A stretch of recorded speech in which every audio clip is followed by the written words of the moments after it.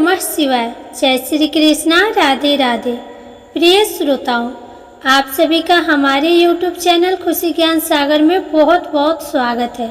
आज शनिवार के दिन आप सुनिए शनिदेव की संपूर्ण पौराणिक कथा। तो इन कथाओं को श्रद्धा और प्रसन्नचित मन से पूरा अवश्य सुनिएगा। एक समय सूर्य, चंद्रमा, मंगल, बुध, बृहस्पति, शुक्र, शनि, राहु और केतु, इन 9 ग्रहों में आपस में विवाद हो गया कि हम में से सबसे बड़ा कौन है। सब अपने आप को बड़ा कहते थे। जब आपस में कोई निश्चय न हो सका तो सब आपस में झगड़ते हुए देवराज इंद्र के पास गए और कहने लगे कि आप सब देवताओं के राजा हैं, इसलिए आप हमारा न्याय करके बतलाएं कि हम 9 ग्रहों में सबसे बड़ा ग्रह कौन है। देवराज इंद्र देवताओं का प्रश्न सुनकर घबरा गए और कहने लगे कि मुझ में यह सामर्थ्य नहीं है कि मैं किसी को बड़ा या छोटा बतला सकूं। मैं अपने मुख से कुछ नहीं कह सकता। हाँ, एक उपाय हो सकता है। इस समय पृथ्वी पर राजा विक्रमादित्य दूसरों के दुखों का निवारण करने वाले हैं, इसलिए आप सब मिलकर उन्हीं के पास जाए, वही आपके विवाद का निवारण करेंगे। सभी ग्रह देवता देवलोक से चलकर भूलोक में जाकर राजा विक्रमादित्य की सभा में उपस्थित हुए और अपना प्रश्न राजा के सामने रखा। राजा विक्रमादित्य ग्रहों की बात सुनकर गहरी चिंता में पड़ गए कि मैं अपने मुख से किसको बड़ा और किसको छोटा बतलाऊंगा। जिसको छोटा बतलाऊंगा वही क्रोध करेगा। उनका झगड़ा निपटाने के लिए उन्हें एक और उपाय सोचा और सोना, चांदी, कांसा, पीतल, सीसा, रंगा, जस्ता, अभ्रक और लोहा 9 धातुओं के 9 आसन बनवाए। सब आसनों को क्रम से जैसे सोना सबसे पहले और लोहा सबसे पीछे बिछाया गया। इसके पश्चात राजा ने सब ग्रहों से कहा कि आप सब अपना अपना आसन ग्रहण करें। जिसका आसन सबसे आगे वह सबसे बड़ा और जिसका आसन सबसे पीछे वह सबसे छोटा जानिए। क्योंकि लोहा सबसे पीछे था और वह शनिदेव का आसन था, इसलिए शनिदेव ने समझ लिया कि राजा ने मुझको सबसे छोटा बना दिया है। इस निर्णय पर शनिदेव को बहुत क्रोध आया। उन्होंने कहा कि राजा, तू मेरे पराक्रम को नहीं जानता। सूर्य एक राशि पर 1 महीना, चंद्रमा 2.25 महीना 2 दिन, मंगल 1.5 महीना, बृहस्पति 13 महीने, बुध और शुक्र 1 महीने विचरण करते हैं। परंतु मैं एक राशि पर 2.5 वर्ष से लेकर 7.5 वर्ष तक रहता हूँ। बड़े बड़े देवताओं को भी मैंने भीषण दुख दिया है। राजन सुनो, श्री रामचंद्र जी को 7.5 आई और उन्हें वनवास हो गया। रावण पर आई तो राम ने वानरों की सेना लेकर लंका पर चढ़ाई कर दी और रावण के कुल का नाश कर दिया। हे राजन, अब तुम सावधान रहना। राजा विक्रमादित्य ने कहा, जो कुछ भाग्य में होगा देखा जाएगा। इसके बाद अन्य ग्रह तो प्रसन्नता के साथ अपने अपने स्थान पर चले गए, परंतु शनिदेव क्रोध के साथ वहां से सिधारे। कुछ काल व्यतीत होने पर जब राजा विक्रमादित्य को 7.5 की दशा आई तो शनिदेव घोड़ों का सौदागर बनकर अनेक सुंदर घोड़ों के सहित राजा विक्रमादित्य की राजधानी में आए। जब राजा ने घोड़ों के सौदागर के आने की खबर सुनी तो अपने अश्वपाल को अच्छे अच्छे घोड़े खरीदने की आज्ञा दी। अश्वपाल ऐसी अच्छी नस्ल के घोड़े देखकर और उनका मूल्य सुनकर चकित हो गया और तुरंत ही राजा को खबर दी। राजा विक्रमादित्य उन घोड़ों को देखकर और एक अच्छा सा घोड़ा चुनकर सवारी के लिए उस पर चढ़े। राजा की पीठ पर चढ़ते ही घोड़ा तेजी से भागा। घोड़ा बहुत दूर एक घने जंगल में जाकर राजा को छोड़कर अंतर्ध्यान हो गया। इसके बाद राजा विक्रमादित्य अकेला जंगल में भटकता फिरता रहा। भूख प्यास से दुखी राजा ने भटकते भटकते एक ग्वाले को देखा। ग्वाले ने राजा को प्यास से व्याकुल देखकर पानी पिलाया। राजा की अंगुली में एक अंगूठी थी। वह अंगूठी उसने निकालकर प्रसन्नता के साथ ग्वाले को दे दी और स्वयं शहर की ओर चल दिया।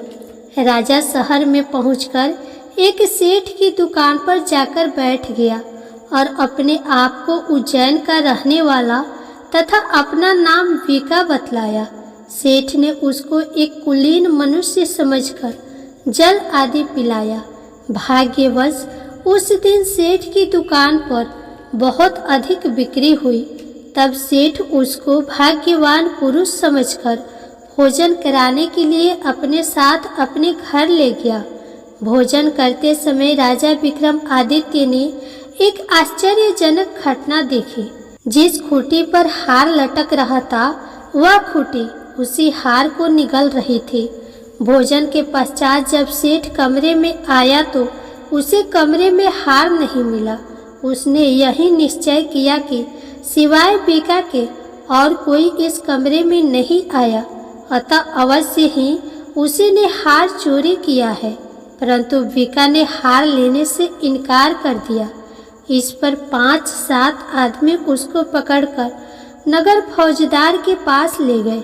फौजदार ने उसको राजा के सामने उपस्थित कर दिया और कहा कि यह आदमी भला प्रतीत होता है, चोर मालूम नहीं होता, परंतु सेठ का कहना है कि इसके सिवाय और कोई घर में नहीं आया था, इसलिए अवश्य ही इसी ने चोरी की है। राजा ने आज्ञा दी कि इसके हाथ पैर कटवाकर चौरंगिया किया जाए। राजा की आज्ञा का तुरंत पालन किया गया और वीका के हाथ पैर काट दिए गए। कुछ काल व्यतीत होने पर एक तेली उसको अपने घर ले गया और उसको कोल्हू पर बिठा दिया। वीका उस पर बैठा हुआ अपनी जबान से बैल हाँकता रहा। इस काल में राजा की शनि की दशा समाप्त हो गई। वर्षा ऋतु के समय वह मल्हार राग गाने लगा। यह राग सुनकर उस शहर की राजा की कन्या मन भवानी उस राग पर मोहित हो गई। राजकन्या ने राग गाने वाले की खबर लाने के लिए अपनी दासी को भेजा। दासी सारे शहर में घूमती रही। जब वह तेली के घर के निकट से निकली तब क्या देखती है कि तेली के घर में चौरंगिया राग गा रहा है। दासी ने लौटकर राजकुमारी को सब वृतांत सुना दिया। बस उसी क्षण राजकुमारी मन भवानी ने अपने मन में यह प्रण कर लिया कि चाहे कुछ भी हो, मैंने इस चौरंगिया के साथ ही विवाह करना है। प्रातःकाल होते ही जब दासी ने राजकुमारी मन भवानी को जगाना चाहा तो राजकुमारी अनशन व्रत लेकर पड़ी रही। दासी ने रानी के पास जाकर राजकुमारी के न उठने का वृतांत कहा। रानी ने वहां आकर राजकुमारी को जगाया और उसके दुख का कारण पूछा। राजकुमारी ने कहा कि माताजी, मैंने यह प्रण कर लिया है कि तेली के घर में जो चौरंगिया है मैं उसी के साथ विवाह करूंगी। माता ने कहा, पगली, तू यह क्या कह रही है? तुझे किसी देश के राजा के साथ परिणाया जाएगा।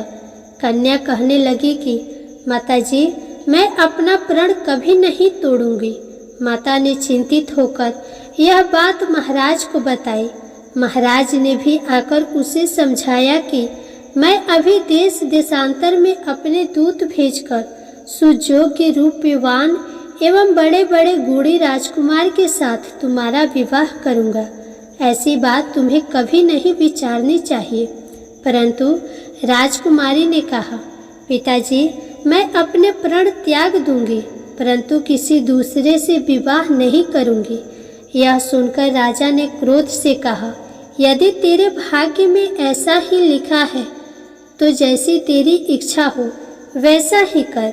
राजा ने तेली को बुलाकर कहा कि तेरे घर में जो चौरंगिया है उसके साथ मैं अपनी कन्या का विवाह करना चाहता हूँ। तेली ने कहा, महाराज, यह कैसे हो सकता है? कहाँ आप हमारे राजा और कहाँ मैं एक नीच तेली। राजा ने कहा कि भाग्य के लिखे को कोई टाल नहीं सकता। अपने घर जाकर विवाह की तैयारी करो। राजा ने सारी तैयारी कर तोरण और वंदरवार लगवाकर राजकुमारी का विवाह चौरंगिया के साथ कर दिया। रात्रि को जब विक्रमादित्य और राजकुमारी महल में सोए तो आधी रात के समय शनिदेव ने विक्रमादित्य को स्वप्न दिया और कहा कि राजा, कहो, मुझको छोटा बतलाकर तुमने कितना दुख उठाया। राजा ने शनिदेव से क्षमा मांगी। शनिदेव महाराज ने राजा को क्षमा कर दिया और प्रसन्न होकर विक्रमादित्य को हाथ पैर दिए। तब राजा विक्रमादित्य ने शनिदेव से प्रार्थना की, महाराज, मेरी प्रार्थना स्वीकार करें। जैसा दुख आपने मुझे दिया है ऐसा और किसी को न दे। शनिदेव ने कहा, तुम्हारी यह प्रार्थना स्वीकार है। जो मनुष्य मेरी कथा सुनेगा या कहेगा उसको मेरी दशा में कभी किसी प्रकार का दुख नहीं होगा, और जो नित्य ही मेरा ध्यान करेगा या चींटियों को आटा डालेगा उसके सब मनोरथ पूर्ण होंगे। इतना कहकर शनिदेव अपने धाम को चले गए। जब राजकुमारी मन भवानी की आंखें खुली और उसने चौरंगिया को हाथ पांव सहित देखा तो आश्चर्यचकित हो गए। उसको देखकर राजा विक्रमादित्य ने अपना समस्त हाल कहा कि मैं उज्जैन का राजा विक्रमादित्य हूँ। यह घटना सुनकर राजकुमारी अत्यंत प्रसन्न हुई। प्रातःकाल राजकुमारी से उसकी सखियों ने पिछली रात की हाल चाल पूछा तो उसने अपने पति का समस्त वृतांत कह सुनाया। तब सबने प्रसन्नता प्रकट की और कहा कि ईश्वर ने आपकी मनोकामना पूर्ण कर दी। जब उस सेठ ने यह घटना सुनी तो वह राजा विक्रमादित्य के पास आया और उनके पैरों पर गिरकर क्षमा मांगने लगा कि आप पर मैंने चोरी का झूठा दोष लगाया। आप मुझे जो चाहे दंड दे। राजा ने कहा, मुझ पर शनिदेव का कोप था, इसी कारण यह सब दुख मुझको प्राप्त हुआ। इसमें तुम्हारा कोई दोष नहीं। तुम अपने घर जाकर अपना कार्य करो, तुम्हारा कोई अपराध नहीं। सेठ बोला, महाराज, मुझे तभी शांति मिलेगी जब आप मेरे घर चलकर प्रीतिपूर्वक भोजन करेंगे। राजा ने कहा, जैसी आपकी इच्छा हो वैसा ही करे। सेठ ने अपने घर जाकर अनेक प्रकार के सुंदर व्यंजन बनवाए और राजा विक्रमादित्य को प्रीति भोज दिया। जिस समय राजा भोजन कर रहे थे एक अत्यंत आश्चर्यजनक घटना सबको दिखाई दी। जो खूंटी पहले हार निगल गई थी अब वह हार उगल रही थी। जब भोजन समाप्त हो गया तो सेठ ने हाथ जोड़कर बहुत सी मोहरे राजा को भेंट की और कहा, मेरी श्री कौरी नामक एक कन्या है, उसका आप पाणी ग्रहण करें। राजा विक्रमादित्य ने उसकी प्रार्थना स्वीकार कर ली। तब सेठ ने अपनी कन्या का विवाह राजा के साथ कर दिया और बहुत सा दान दहेज आदि दिया। कुछ दिन तक उस राज्य में निवास करने के पश्चात राजा विक्रमादित्य ने अपने ससुर राजा से कहा कि अब मेरी उज्जैन जाने की इच्छा है। कुछ दिन बाद विदा लेकर राजकुमारी मन भवानी, सेठ की कन्या श्री कौरी तथा दोनों जगह दहेज में प्राप्त अनेक दास दासी, रथ और पालकियों सहित राजा विक्रमादित्य उज्जैन की तरफ चले। जब वे शहर के निकट पहुँचे और पूर्ववासियों ने राजा के आने का संवाद सुना तो उज्जैन की समस्त प्रजा अगवाने के लिए आई। प्रसन्नता से राजा अपने महल में पधारे। सारे नगर में भारी उत्सव मनाया गया और रात्रि को दीपमाला की गई। दूसरे दिन राजा ने अपने पूरे राज्य में यह घोषणा करवाई कि शनि देवता सब ग्रहों में सर्वोपरि है। मैंने उनको छोटा बतलाया, इसी से मुझको यह दुख प्राप्त हुआ। इस प्रकार सारे राज्य में सदा शनिदेव की पूजा और कथा होने लगी। राजा और प्रजा अनेक प्रकार के सुख भोगती रही। जो कोई शनिदेव की इस कथा को पढ़ता है या सुनता है, शनिदेव की कृपा से उसके सब दुख दूर हो जाते हैं। व्रत के दिन शनिदेव की कथा को अवश्य पढ़ना चाहिए। जय शनिदेव महाराज। अब आइए सुने शनिदेव महाराज की दूसरी पौराणिक कथा। एक ब्राह्मण को सपने में नीली घोड़ी पर नीले कपड़े पहने एक आदमी दिखाई देता और कहता है, हे ब्राह्मण देवता, मैं तेरे लगूंगा। ब्राह्मण घबराकर उठ गया।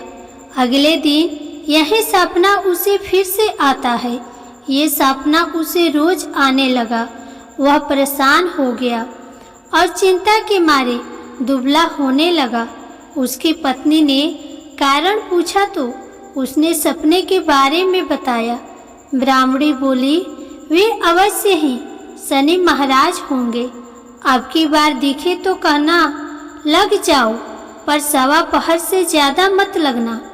उस दिन सपना आने पर ब्राह्मण ने कहा, लग जाओ, पर कितने समय के लिए लगोगे? तब शनि जी बोले, 7.5 वर्ष का लगूंगा। ब्राह्मण ने कहा, क्षमा करे शनि जी, इतना भारी तो मुझसे झेला नहीं जाएगा। तब शनि जी बोले, तो 5 वर्ष का लग जाऊंगा। ब्राह्मण बोला, ये भी मेरे लिए ज्यादा है। शनि जी बोले, 2.5 साल का लग जाऊंगा।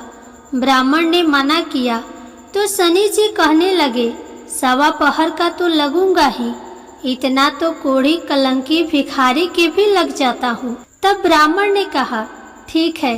ब्राह्मण को सवा पहर की शनि की दशा लग गई। ब्राह्मण ने नींद से जागकर ब्राह्मणी से कहा, मेरे सवा पहर शनि की दशा लग गई है, इसीलिए मैं जंगल में जाकर यह समय बिताऊंगा।